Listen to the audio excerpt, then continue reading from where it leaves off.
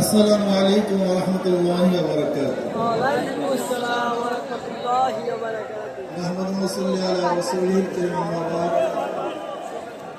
আউযু বিল্লাহি মিনাশ শাইতানির রাজীম। বিসমিল্লাহির রাহমানির রাহিম। ইনিল হুকমু ইল্লা লিল্লাহ। সাদাকাল্লাহুল আলিয়্যুল আযীম। সবাই বলি সাল্লাল্লাহু আলাইহি ওয়াসাল্লাম। ইসলামী আন্দোলন বাংলাদেশ কর্তৃক আয়োজিত আজকে মহাসমুদ্রের সম্মানিত সভাপতি আমাদের সিয়ারাতাজ হযরত পীর সাহেব চরমে দামাত বরকতুল আলিয়া মহাসুবিষ্ট সন্তান ভাজন ওলামায়ে কেরাম, ইসলামী দলের নেতৃবৃন্দ, দলের নেতৃবৃন্দ, সমবেত ইসলাম প্রিয় দেশ প্রিয় ভাইয়ের আমার, আজকে সম্মেলন কেন? আমরা পিআর সিস্টেম নির্বাচন চাই, সংখ্যানুপাতিক হারে নির্বাচন চাই। বিএনপি কেন মানছে না? বিএনপি তো দাবি করেছে আমরা জাতীয় সরকার গঠন করব, এটা বিএনপির দাবি। আর জাতীয় সরকার গঠন করার জন্য সবচেয়ে ভালো পদ্ধতি পিআর সিস্টেম নির্বাচন।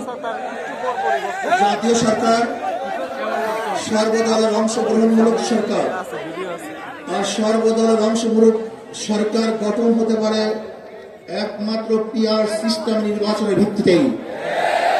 তাহলে কেন বিএনপি মানছে না? কারণটা কেন তো বুঝি না। অবশ্যই বিএনপিকেও পিআর সিস্টেমে নির্বাচন মানা উচিত। সংস্কার চাই। বিএনপি বলছে আমরা সরকার গঠন করে ক্ষমতায় গিয়ে সংস্কার করব। প্রথম প্রশ্ন হলো এই, আগামীতে বিএনপি ক্ষমতায় যাবেন, এই গ্যারান্টি আপনি কে দিয়েছে? আপনি কিভাবে ভেবেছেন যারা 91 থেকে 96 পর্যন্ত ফেল করার কারণে 96 ক্ষমতা আসতে পারে নাই, আবার 2001 থেকে 2005 পর্যন্ত দেশ চালাবার কারণে 2008 তারা ক্ষমতা আসতে পারে নাই। 2001-এ বিএনপি ইশতেহার ঘোষণা করেছিল, সেই ইশতেহারের মধ্যে 10% বিএনপি বাস্তবায়ন করতে পারে নাই। এমনকি 2001-এ বিএনপির ইশতেহারে 1 নম্বর শর্ত তারা পালন করতে পারে নাই। আমি বিশ্বাস করি আগামীতে ক্ষমতায় কে যাবে না যাবে আমি জানি না, কিন্তু বাংলাদেশের জনগণ কোন দুর্নীতিবাজ, চাঁদাবাজ, দখলবাজ, খুনিদেরকে আর ক্ষমতায় নেবে না। বাংলাদেশের জনগণ রক্ত দিয়েছে, জীবন দিয়েছে বাংলাদেশে চাঁদাবাজি করার জন্য নয়, খুন করার জন্য নয়, দেশকে দখল করার জন্য নয়, দুর্নীতি করার জন্য মানুষ রক্ত দেয়, জীবন দেয় নাই। বাংলাদেশের মানুষ জীবন দিয়েছিল, মানুষ মুক্তি পাবে, শান্তি পাবে। আমার গরিব দুঃখী মানুষ ক্ষুধার্ত থাকবে না, বাংলাদেশের একজন মানুষও খোলা আকাশের নিচে থাকবে না, বাংলাদেশের একজন গরিব বস্ত্রহীন থাকবে না, আমার বাংলাদেশের কোন মানুষ গুম হবে না, খুন হবে না, বাংলাদেশের কোন ব্যবসায়ীকে চাঁদা দিতে হবে না, বাংলাদেশের প্রত্যেক নাগরিক অধিকার বাস্তবায়ন হবে, তারা শান্তিতে বসবাস করতে পারবে, নির্বিঘ্নে ঘুমাতে পারবে, আমার মা বোনরা ইজ্জত দিয়ে রাস্তায় চলাফেরা করতে পারবে, বাংলাদেশের মসজিদ থাকবে, মাদ্রাসা থাকবে, দাড়ি থাকবে, টুপি থাকবে, দাড়ি পরে আক্রমণ করতে পারবে না, টুপিকে ছিনিয়ে কেউ নিতে পারবে না, ইসলামের বাইরে আইন পাস করতে পারবে না।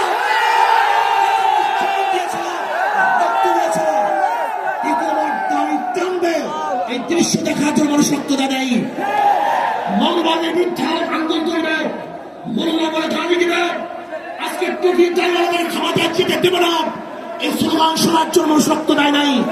এই দৃশ্য দেখার জন্য বুকের তাজা রক্ত জমিনে ঠেলে দিয়ে মানুষ শাহাদাত বরণ করে নাই, কারণ বাংলাদেশের মানুষ শাহাদাত বরণ করেছিল এই জাতিকে মুক্তি দেওয়ার জন্য, কোরআন ও সুন্নাহর আইন বাস্তবায়ন করার জন্য।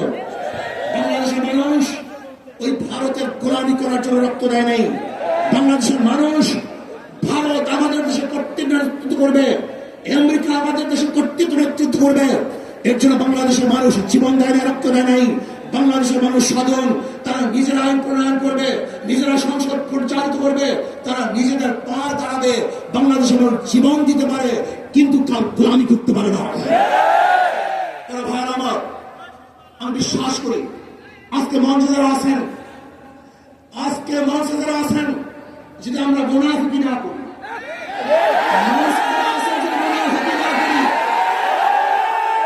মুখের এবং কাজের কথা যদি একসাথে থাকেন, মুখের সাথে কাজের যদি মিল থাকেন, আমি এই লক্ষ জনতার সামনে কসম করে বলতে পারি আগামীতে ক্ষমতা যাবে ইসলাম, ক্ষমতা যাবে ইসলাম।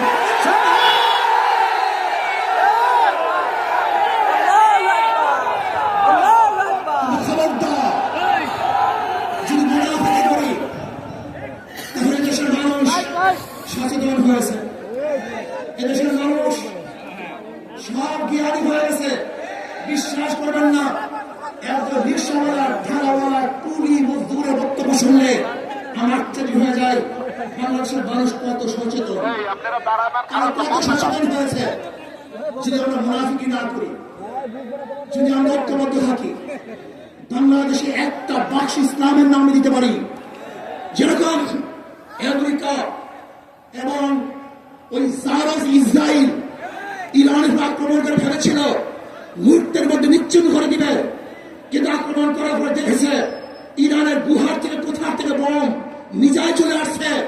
আমেরিকা এবং ইসরায়েল যেরকম অনুভব করতে পারে নাই, বাংলাদেশের বুকে যদি একটা বাক্স দেওয়া হয়, বাংলাদেশের ঘরের থেকে এমন মিজাইল বের হবে, এমন বোমা বের হবে, গোটা বাংলাদেশ থেকে, গোটা দুনিয়া থেকে ইসলামের দুশ্মন ধ্বংস হয়ে যাবে ইনশাআল্লাহ।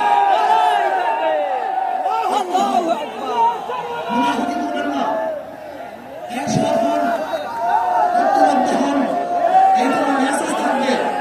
যদি ঐক্যবদ্ধ ভাবে ক্ষমতার লোভকে সংগ্রাম করে, আমি ক্ষমতা যেতে চাই না, ইসলামকে ক্ষমতা যেতে চাই, আমি ক্ষমতা চাইতে চাই না, কোরআন ও সুন্নাহকে ক্ষমতা দিতে চাই। আদর্শ পালন করেন, এই নীতি আদর্শ গ্রহণ করেন, ইনশাআল্লাহ নাসরুন মিনাল্লাহি ফাতহুন করিম। অবশ্যই সাবিরিন সেই দিন আসতেছে, আমি দেখতেছি, মহান আমার চোখের সামনে আমি দেখতেছি এই সংসদের মধ্যে কালেমার কথা হবে, কোরআন ও সুন্নাহর কথা হবে, লা ইলাহা ইল্লাল্লাহ উচ্চারিত হবে। বাংলাদেশের মানুষ শান্তিতে বসবাস করতে পারবে, জুলুম থাকবে না, অত্যাচার থাকবে না, অবিচার থাকবে না। প্রত্যেকটা মানুষের প্রাপ্তি তাদের ঘরে ঘরে পৌঁছানো হবে। আজকে আমার মনে করছে ইসলাম ক্ষমতা আসলে আমাদের অবস্থাটা কি হবে? ইসলাম ক্ষমতা আসলে প্রত্যেকটা মা বোনের ন্যায্য অধিকারকে প্রতিষ্ঠিত করা হবে।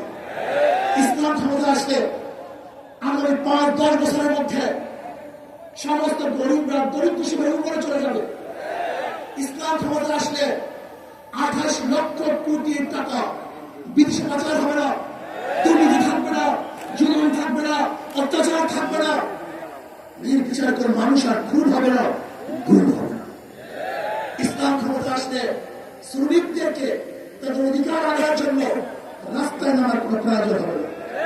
ইসলাম ক্ষমতা আসলে কৃষক, শ্রমিক, মজদুররা তাদের অধিকারকে প্রতিষ্ঠিত করার জন্য ইসলামী সরকার তাদেরকে নিয়ে কমিটি গঠন করে তাদের প্রাপ্তি তাদের কাছে পৌঁছে দেবে। আসুন, ইসলামী হুকুমত কায়েম করার জন্য আমরা চেষ্টা করব। আজকে আমাদের জনসভায় যশোর থেকে আমার কিছু ভাই আসার সময় তারা এক্সিডেন্ট হয়ে শাহাদাত বরণ করেছে। আল্লাহ তাদেরকে জান্নাতুল ফেরদাউস দান করুন। আমার অনেক ভাইরা আহত অবস্থায় আছে, আল্লাহ তাদেরকে সুস্থ করতে। আসুন, আজকে জনসমুদ্রে আমরা আসছি, আমাদের টাকা নাই, পয়সা নাই, নিজের পয়সা দিয়ে এসছি, নিজের খানা খেয়েছি। এই জাতিকে, এই দলকে, এই কাফেলাকে গোটা দুনিয়ার কোনো প্রশাক্তি পরাজয় করতে পারবে না। করতে পারবে না। অবশ্যই ইনশাআল্লাহ আমরা বিজয় হব। আল্লাহ আমাকে এবং সবাইকে ইসলাম হুকুমাত কায়েম করার তৌফিক দান করেন। আমা আলাইনা ইল্লাল বালাগ। আসসালামু আলাইকুম ওয়া রাহমাতুল্লাহ।